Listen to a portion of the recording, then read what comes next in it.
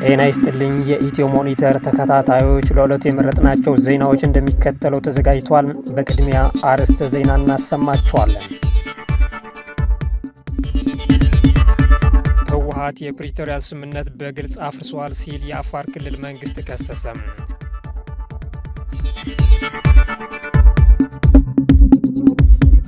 የተባበሩት አረብ ኤሚሬትስ አስታራቂ መሆን አትችልም ስትል ሱዳን አስታወቀች።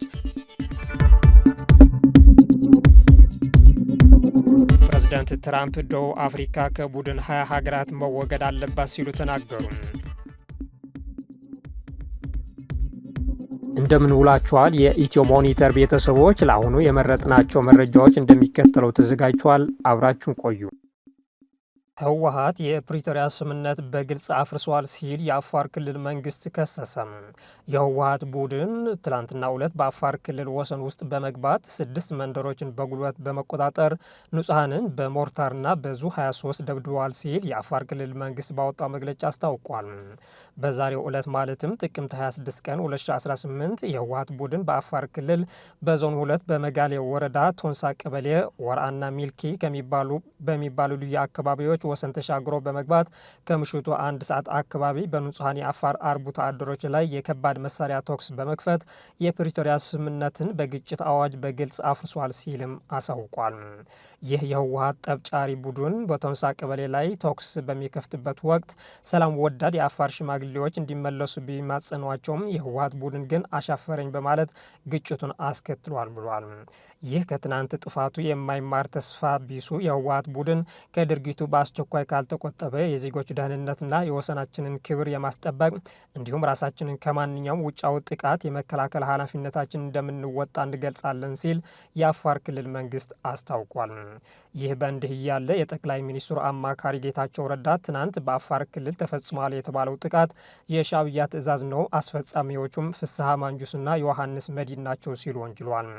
ጌታቸው ማሳሰቢያ ለልባሞች ሲሉ ሰይመው በፌስቡክ አድራሻቸው በለጠፉት ጽሁፍ ኋላ ቀሩ እያሉ የጠሩት ቡድን የፕሪቶሪያ ስምምነት ቀዶ በመጣል ሁሉም አይነት ትንኮሳ ቢሞክሩም የፌዴራል መንግስት ግብረ መልስ ሳይሰጣቸው ዝም በማለቱም አሁን የፌዴራል መንግስት ጎትተው ወደ ግጭት ለማስገባት በማሰብ በአፋር ትንኮሳ እየፈጸመ ነው ሲሉ ከሷል። ይህ ትንኮሳ አለቃቸው ሲሉ የጠሩት ሻዕቢያ ትዕዛዝ አጀንዳ ነው ያሉት ጌታቸው ለዚህም ቀዳሚ ተጠያቂዎቹ ፍስሐ ማንጁስና ዮሐንስ መዲድ ናቸው ብሏል። በአፋር መንግስት ክስ ዙሪያ የህወሓት ይሁን የትግራይ ጊዜያዊ አስተዳደር ያሉት ነገር የለም። ሰሞኑን በአፋር ሀራ መሬት እያለ በሚጠራው የሚገኘው የትግራይ ታጣቂ ቡድን ወደ ትግራይ ዘልቆ ትንኮሳ መፈጸሙንና ከክልሉ የጸጥታ ኃይል ጋር የተኩስ ልውውጥ ማድረጉ መረጃዎች ያሳያሉ። ኢትዮጵያና ሩሲያ በኢንዱስትሪ በኃይልና በመሰረተ ልማት ዘርፍ ትብብራቸውን ለማጠናከር ውይይት ማድረጋቸው ተሰማም። ኢትዮጵያና ሩሲያ በኢንዱስትሪ በኃይልና በመሰረተ ልማት እንዲሁም በሌሎች በዋና ዋና ዘርፎች የሁለትዮሽ ትብብራቸውን ለማጠናከር ያለመ ከፍተኛ ውይይት ማካሄዳቸው የውጭ ጉዳይ ሚኒስትር አስታውቋል። የውጭ ጉዳይ ሚኒስትሩ ዶክተር ጌዶን ጢሞቴዎስና የገንዘብ ሚኒስትሩ አቶ አህመድ ሽዴም ከሩሲያ የፌዴሬሽን ፕሬዝደንት ስራ አስፈጻሚ ጽህፈት ቤት ምክትል ኃላፊ ማክሲም ኦርሼኪ እና ከሩሲያ የኢኮኖሚ ልማት ሚኒስትር ማክሲም ሬሽቱንኮቭን ጋር ተገናኝቶም በስትራቴጂካዊና ኢኮኖሚያዊ ጉዳዮች ዙሪያ ተወያይቷል። በውይይቱ ወቅት የውጭ ጉዳይ ሚኒስትሩ ጌዲዮን በሁለቱ ሀገሮች መካከል ረዥም ዓመት ያስቆጠረ ግንኙነት መኖሩን በመጥቀስ ሩሲያ በተለያዩ የትብብር መስኮች ለኢትዮጵያ የምትሰጠውን ቀጣይነት ያለው ድጋፍ አድናቆታቸው ገልጸዋል። በተጨማሪ ሚኒስትሩ በግብርና፣ በማኑፋክቸሪንግ፣ በመረጃና መገናኛ ቴክኖሎጂና በማዕድን ልማት ኢንቨስትመንት እንዲሁም በማዳበሪያ ምርት፣ በብረታ ብረትና በኒውክሌርና ታዳሽ ኃይል ፕሮጀክቶችን ጨምሮም የኃይል መሰረተ ልማት ዘርፎች ለሩሲያ የኢንቨስትመንትና የጋራ ስራዎችን ጥሪ አቅርበዋል። የሩሲያ ዜና ወኪል ታስ እንደዘገበው የሩሲያ ኢኮኖሚ ልማት ሚኒስትር ማክሲም ሬሽቱንኮቭ ሩሲያ ከኢትዮጵያ ጋር በኢንዱስትሪ፣ በኃይል፣ በግብርናና በሌሎች ዘርፎች ትብብሯን ለማስፋት እድሎችን እንደምታይ ገልጿል። መነሻው ከሱዳን ያደረገ የተባለለት የጦር መሳሪያና ተተኳሽ በአማራ ክልል ቁጥጥር ስር መዋልን ፖሊስ አስታወቀም። የጦር መሳሪያው በአማራ ክልል ምዕራብ ጎንደር ዞን ቋራ ወረዳ በቁጥጥር ስር መዋልን የዞን ፖሊስ መመሪያ አስታውቋል። የጦር መሳሪያው ለህገወጥ ቡድኑ ሊደርስ የነበረ ነው ተብሏል። የምዕራብ ጎንደር ዞን ፖሊስ መመሪያ ለህገወጥ ቡድኑ ሊደርስ የነበረ 1 ክላሽ ጠመንጃ፣ 10 የክላሽ ካዝና፣ 566 የዲሽቃ ጥይት፣ 8260 የብሬን ጥይት፣ 4779 የክላሽ ጥይት በቁጥጥር ስር መዋሉን ገልጿል። በ4 ሞተር ብስክሌት የተጫነ ህገወጥ የጦር መሳሪያና ተተኳሽ በቋራ ወረዳ ምርት ገለጎ ቀበሌ አድርጎም ጠላት ሲል ለጠራው አካል ሊደርስ የነበረ መሆኑን ፖሊስ ገልጿል።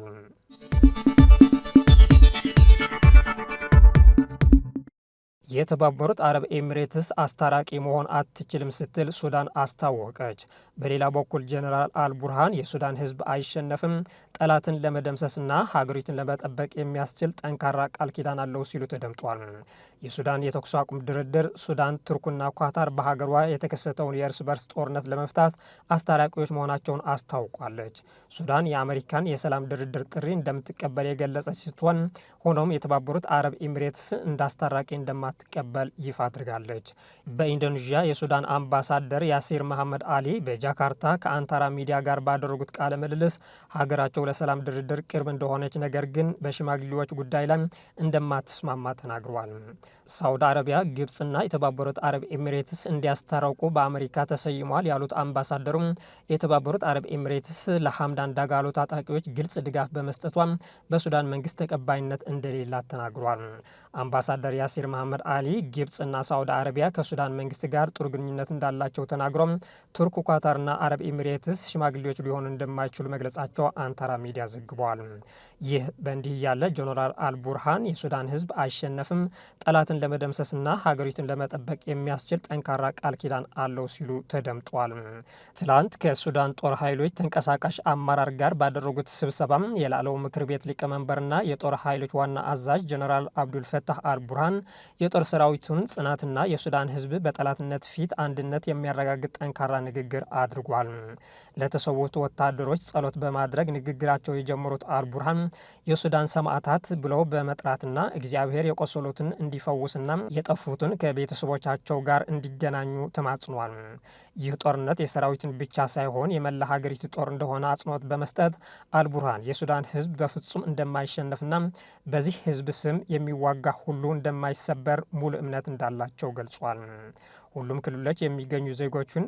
ክልሎች የሚገኙ ዜጎችን የጦር ኃይሉን ጠላትን ለማጥፋትና የሱዳንን መንግስት እስከ ዳር ድንበሯ ድረስ ለማስጠበቅ ተልዕኳቸውን ለመቀጠል ቆርጠው እንደተነሱ አረጋግጧል። አልቡርሃን በግጭቱ ውስጥ የውጭ ተሳትፎን በግልጽ በመጥቀስ ይህ ጥቃት በጠበኝነትና በእብሪት በተሞላ ሀገሮች የተደገፈ በቅርቡ ይሰበራል ሲሉ የሱዳን ህዝብ እንደማይሸነፍ አረጋግጧል። ፕሬዝደንት ትራምፕ ደቡብ አፍሪካ ከቡድን 20 ሀገራት መወገድ አለባት ሲሉ ተናገሩ። የአሜሪካው ፕሬዝደንት ዶናልድ ትራምፕ ሚያሚ ውስጥ ለአሜሪካ ቢዝነስ ፎረም በሰጡት ቃለ ምልልስ ደቡብ አፍሪካ ከቡድን 20 ሀገራት አባልነቷ መነሳት አለባት ብሏል። በአውሮፓውያኑ አቆጣጠር በቀጣይ ህዳር 22 እስከ 23 በደቡብ አፍሪካ ጆሃንስበርግ በሚካሄደው የቡድን 20 ሀገራት ጠቅላላ ጉባኤ እንደማይገኙም ፕሬዝደንት ትራምፕ ተናግረዋል። ምክንያታቸው ሲገልጹም ምክንያቱም በደቡብ አፍሪካ ያለው ነገር ጥሩ አይደለም፣ ደቡብ አፍሪካም ከዚህ በኋላ የቡድን 20 ሀገራት አባል ሆና መቀጠል የለባትም ብሏል። በትራምፕ ፋንታ የአሜሪካ ምክትል ፕሬዝደንት ቫንስ በጉባኤው ለመገኘት እቅድ መያዛቸው ቲአርቲ አፍሪካ ዘግቧል። ፕሬዝደንት ትራምፕ ደቡብ አፍሪካ ነጭ ገበሬዎችን ከመሬት ባለቤትነታቸው ታፈናቅላለች፣ መሬታቸውም ትወርሳለች፣ ሀገሪቱ በተወሰኑ የህብረተሰብ ክፍሎች ላይ እጅግ ዘግናኝ ጫና ታደርሳለች በሚል በደቡብ አፍሪካ በተደጋጋሚ ሲወነጅሉ መቆየታቸው ይታወሳል።